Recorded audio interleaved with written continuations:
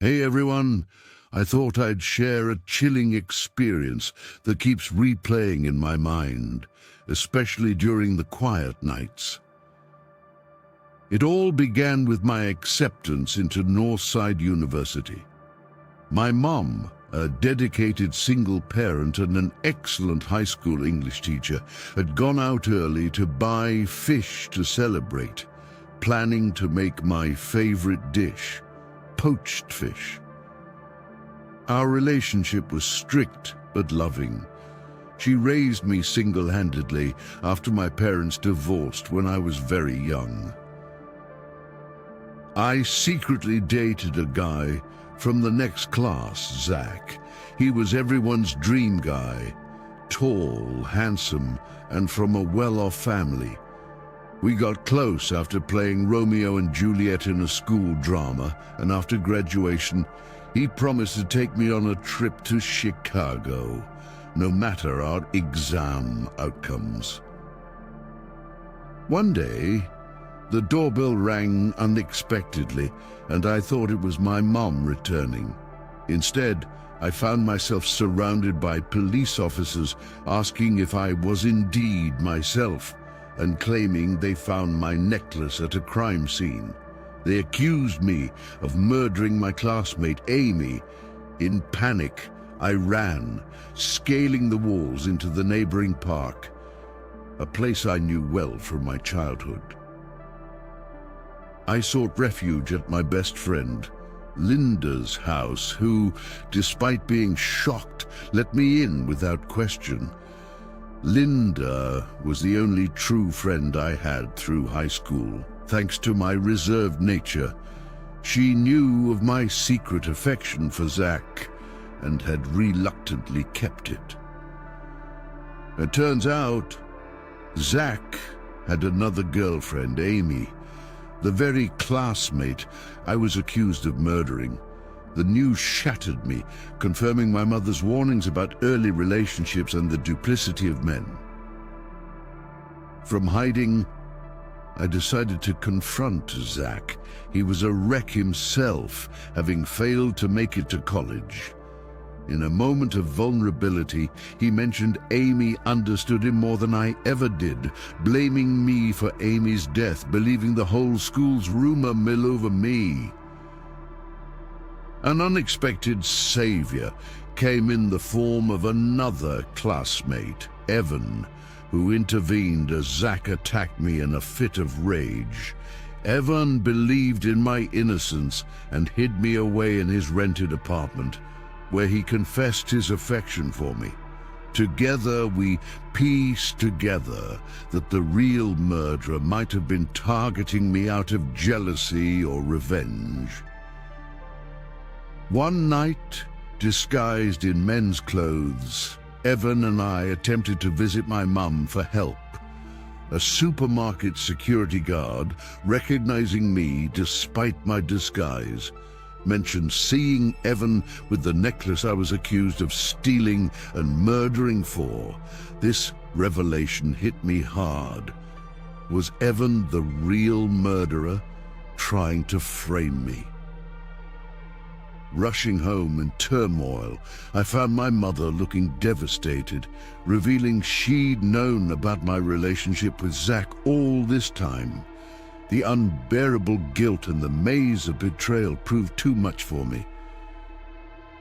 The next day, I can't bear to say it, but the news reported my suicide, confirming it as such, with no foul play suspected. At the funeral, amidst a sea of grief, Evan, consumed by guilt and secrets of his own, confessed to a friend that he suspected my mother was somehow involved in Amy's death, not directly, but through a series of misunderstandings and tragedies that spiraled out of control. In the end, the truth emerged too late. My mom, burdened with grief and accused by whispers, faced Evan's wrath as he sought vengeance during the funeral, leading to a tragic confrontation. This story, my story, ends with a blend of unresolved sorrow and justice never fully served. The lessons about trust, love, and the consequences of our actions resonate deep within me. I share this, hoping it might prevent others from experiencing such a spiral of despair.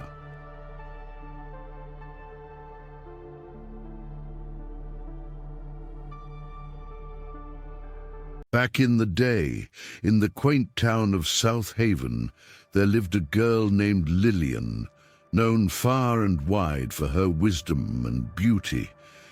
Even as a child, her grace was the talk of the town. And when she turned 18, her charm blossomed fully, making her the heartthrob of the youth in the area. Lillian married Michael, a man so enamored by her that it seemed the wind itself had paused to witness their union. Their love was the envy of everyone, a true representation of devotion and passion. They made vows not just for a lifetime but beyond, promising to meet again in the afterlife if one were to depart before the age of 97. However, fate was cruel. Lillian fell ill at a relatively young age, and despite Michael's desperate attempts to find a cure, he couldn't save her. On her deathbed, she whispered to Michael, holding on to their promise, believing they would meet again beyond this life. And so, Lillian passed away with a smile, leaving Michael in a world of grief. In his sorrow, Michael refused to remarry, living in the shadow of his lost love until he too succumbed to illness 3 years later, convinced he would soon be reunited with Lillian.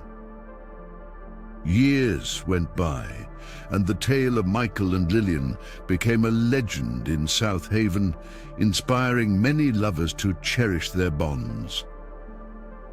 Fast forward to the present day, I found myself engrossed in this very legend, doubting such everlasting love could exist, until I had my own eerie encounter that mirrored their story. One night, as I walked home through the old parts of South Haven, I felt an inexplicable pull towards a seemingly abandoned house rumored to be Lillian and Michael's love nest. The curiosity was too strong to resist, and as I approached, I saw what appeared to be fleeting images of a couple in a loving embrace. My heart raced. Was this phenomenon the legendary lovers themselves? I tried to rationalize it as a trick of the light or a figment of my imagination, spurred by the tales I had been told. But deep down, something felt eerily real. I couldn't shake off the feeling that Michael and Lillian's love was so strong, it transcended the boundaries of time and existence. I later learned that the house was going to be torn down, and so, driven by a sense of urgency to preserve this testament to love, I and a few history enthusiast friends campaigned for its preservation. It wasn't just about saving an old building, it was about keeping the story of love, hope, and faith alive. Our efforts paid off. The house was saved and turned into a museum, celebrating the legendary love of Michael and Lillian and showcasing the rich history of South Haven. I realized then, whether or not ghosts wandered its halls, the true spirit of Lillian and Michael's love was immortal, living on in the heart of our community, reminding us all to cherish and fight for the love we find in this lifetime. Telling this story isn't just reminiscing folklore. It's a reminder of how powerful and enduring love can be, Sometimes it indeed does transcend the logical, venturing into the realm of the miraculous. And every time I pass that old house, now a symbol of eternal love, I can't help but feel a little more faithful in the unseen and the unexplained, a testament to love's enduring legacy.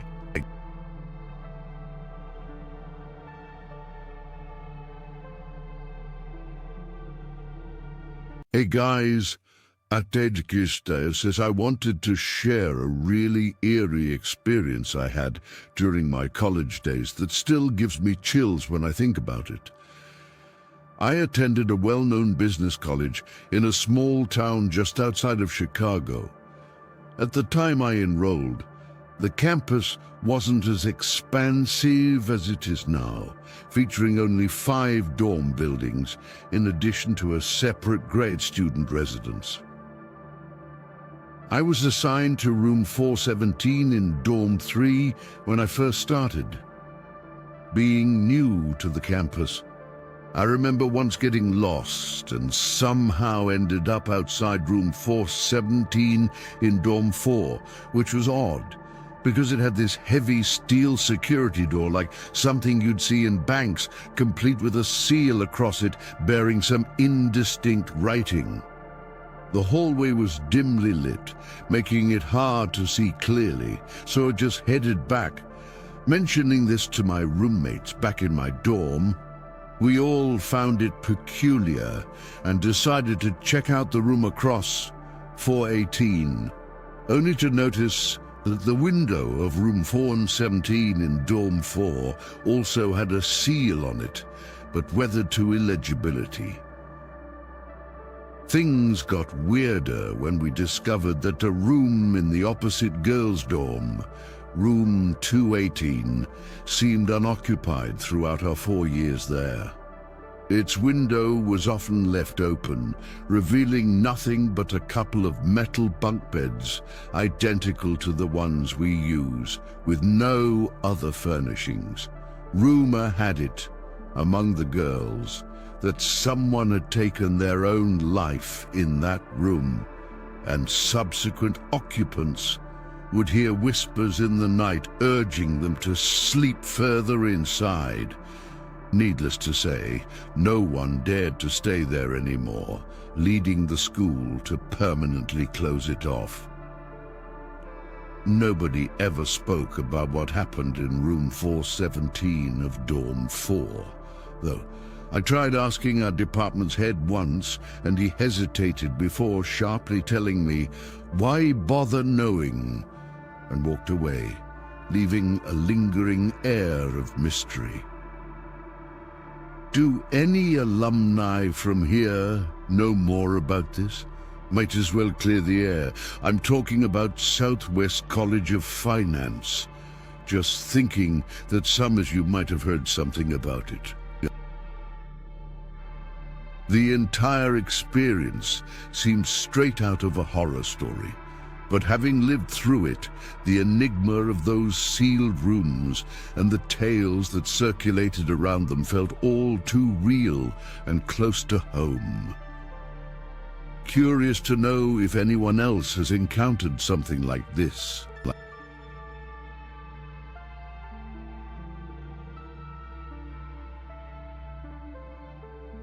Hey everyone.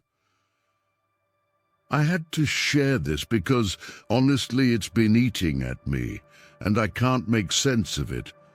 You could say a series of really bizarre incidents turned my life on its head. Here's what went down. Yesterday was supposed to be a great day for me. Accepted into grad school with a full scholarship. My girlfriend Emily and I decided to grab some late-night food to celebrate. Little did we know stepping out of my dorm would set off a chain of events straight out of a horror flick. Right outside, we found a snake. Just hearing about it probably doesn't do the fear justice. Emily freaked out, stumbled backwards, and got hurt. Meanwhile, I barely managed to compose myself enough to shut the door. and call campus security. Security showed up and took care of the snake, but Emily and I were shaken up. Trying to calm the nerves, she made us some coffee. She kept telling me it was okay, that the snake was gone. But I couldn't shake the feeling that this was some sort of revenge. Here's where it gets weirder. Emily and I have been seeing each other for a while, but I had this girlfriend before her. Let's call her Jane. We had a rocky ending. Things went south when she thought we were more serious than we were, and let's just say I wasn't ready for that level of commitment. Fast forward to this snake incident. I couldn't help but recall that Jane used to joke about being venomous if crossed, laugh it off as coincidence, but I couldn't sleep, rattled by the thought that somehow she was behind this. The next day, trying to push these thoughts aside, Emily and I went out again. Returning to my dorm, we found a pot of roses at my door. Weird, right? Emily loves roses, so she was thrilled until the pot broke and, this is hard to say, it was filled with blood. Blood and a doll with needles all over it. We were horrified. I couldn't touch that cursed thing, call it for maintenance, yet despite the creepiness, no rational explanation pointed to anything but a sick prank. Had I pissed someone off this much, who would go to these lengths? Emily, bless her, started thinking maybe an ex was trying to scare us. To prove her wrong, she called up her ex, but no dice. This guy was just as confused and concerned as we were. Then the theory struck. We weren't dealing with an angry ex, but with someone with a vendetta against me. But who and why? Nobody warned us about inheriting enemies or being part of a revenge plot when we started dating. The paranoia got so bad, we even decided to switch dorms, thinking a change of scenery would help, but moving out at night didn't offer the peace we hoped for. Every shadow seemed ominous, every sound a threat. We thought we heard a woman's voice hissing for revenge. Pure panic had us running back to Emily's dorm. Locked inside, the past caught up with me. An intense guilt trip played in my head, making me confess to Emily about my relationship with Jane, how it ended so badly. I feared Jane's ghost was haunting me, seeking retribution for the pain I caused. In my state of terror, I even began hallucinating. Seeing Jane's face, feeling her presence, it drove me to the edge. In a desperate attempt to protect us, I confronted Emily, accusing her of being Jane's accomplice due to a mixed-up student ID card. Things got out of hand. I can't type out what happened next. By morning, the police found us. The scene was gruesome. Through interrogation and backtracking my steps, it came to light that a guy living opposite my dorm, let's call him Mark, had orchestrated the initial scares. He hoped to drive Emily and me apart out of jealousy and unrequited love for Emily, a twisted way to show affection that ended in pure tragedy. Mark later couldn't live with the horrors his jealousy wrought, culminating in his own tragic end. This entire episode feels like a cautionary tale about where unchecked emotions can lead. It's hard to put into words the lesson here.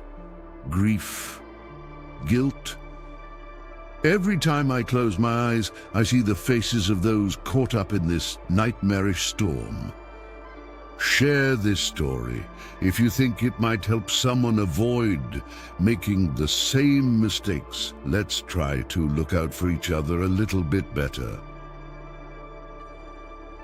The day Jesus. Take care, folks.